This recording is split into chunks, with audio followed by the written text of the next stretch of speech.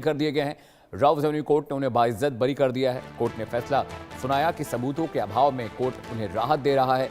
महिला पहलवानों की शिकायत पर यह मामला दर्ज हुआ था और जो महिला पहलवान है, चाहे विनेश फोगाट हो, इन सब ने इन पर आरोप लगाए थे यौन शोषण के। देश की खेल और राजनीतिक दुनिया से जुड़े सबसे चर्चित मामलों में से एक में बड़ा फैसला आ गया है। महिला पहलवानों द्वारा लगाए गए यौन शोषण के आरोप से जुड़े मामले में दिल्ली की राउज एवेन्यू कोर्ट ने पूर्व भारतीय कुश्ती महासंघ यानी वर्ल्ड फेडरेशन ऑफ इंडिया के प्रेसिडेंट और पूर्व सांसद बृजभूषण सिंह को बरी कर दिया। अदालत ने कहा, उपलब्ध साक्ष्यों और रिकॉर्ड पर मौजूद सामग्री के आधार पर आरोप साबित नहीं हो सके, जिसके चलते बृजभूषण सिंह को संदेह का लाभ देते हुए राहत दी जाती है। यह मामला उस वक्त राष्ट्रीय बहस का विषय बन गया जब देश की कई नामी महिला पहलवानों ने बृजभूषण सिंह पर गंभीर आरोप लगाए थे और दिल्ली के जंतर मंतर पर लंबा आंदोलन भी किया था।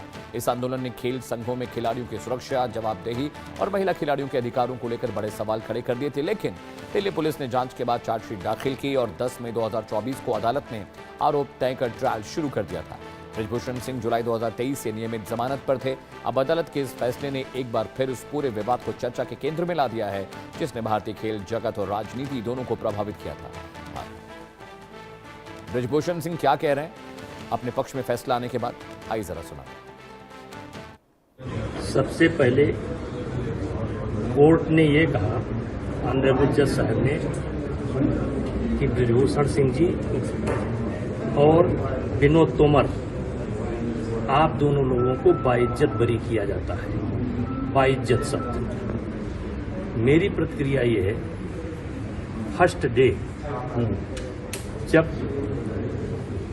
मेरा पहला वक्तव्य आया था तो हमने कहा था कि यदि कोई भी फैसला या कोई आरोप अगर साबित हो जाएगा तो मैं स्वतः फांसी पर लटक जाऊंगा।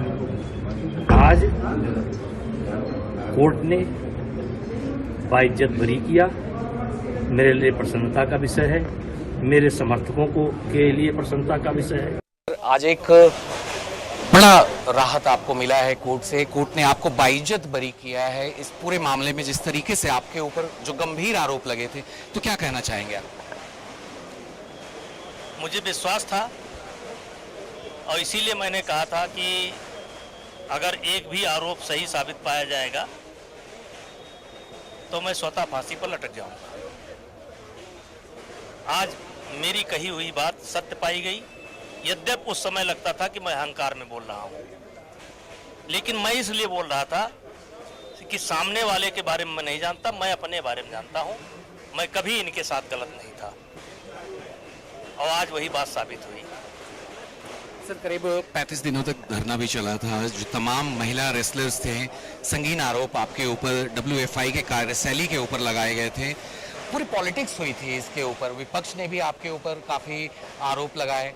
तो आप कैसे देखते हैं इन तमाम चीज़ों को, जब 3 साल पहले का वक्त था और आज का जो वक्त? विपक्ष के पास कुछ है नहीं और ये अभी भी इनके पास कुछ नहीं है। अभी 10 रोज पहले इसी जंतर मंतर पर ये बच्चों के पीछे खड़े होकर के राजनीति कर रहे थे। उस समय हमारे पीछे खड़े होकर के राजनीति कर रहे थे और इसीलिए विपक्ष लगातार समाप्त होता जा रहा है, क्योंकि इनकी स्वयं के पास इनके कोई मुद्दा नहीं है और स्वयं इनकी विश्वसनीयता नहीं है। जनता में इनका विश्वास उठ चुका है। अब आज ये क्या कहेंगे? उस समय कितना जोर से बोल रहे थे, कितना समर्थन दे रहे थे, आज क्या जवाब है इनके पास? क्या जवाब है इनके पास?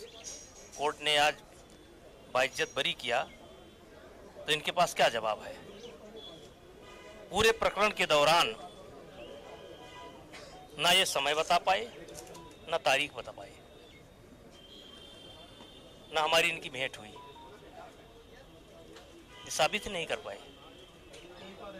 मुझे विश्वास था, मेरे विश्वास की जीत हुई। सर, जिस तरीके से फिर 2024 के भी चुनाव आए थे, आपको टिकट नहीं दिया गया था, तो किस उस वक्त को जब आप देखते हैं फ्लैशबैक करके? चीजें अपने हाथ में होती हैं, नहीं होती हैं। कुछ चीजें अपने हाथ में नहीं होती। जैसे ये आरोप लगा, ये मेरे हाथ में नहीं था। अब जैसे मेरा भविष्य क्या है, मेरे हाथ में नहीं है। हम ईश्वरवादी हैं। ईश्वरवादी ने हर व्यक्ति के बारे में सोच रखा है कि उसे अपनी भूमिका किस रोल में निभानी है। सर आप खुद को बजरंगबली का भक्त भी बताते हैं, तो अब आगे की आपकी रणनीति क्या होगी? उत्तर प्रदेश का विधानसभा चुनाव भी अब आने वाला है। अभी तो केवल मिलना जुलना होगा। अभी तो आप देखिए सुबह से बैठे हैं, इसके बाद सोचा जाएगा, देखा जाएगा। बहुत बहुत शुक्रिया सर बात करने के लिए। तो ये थे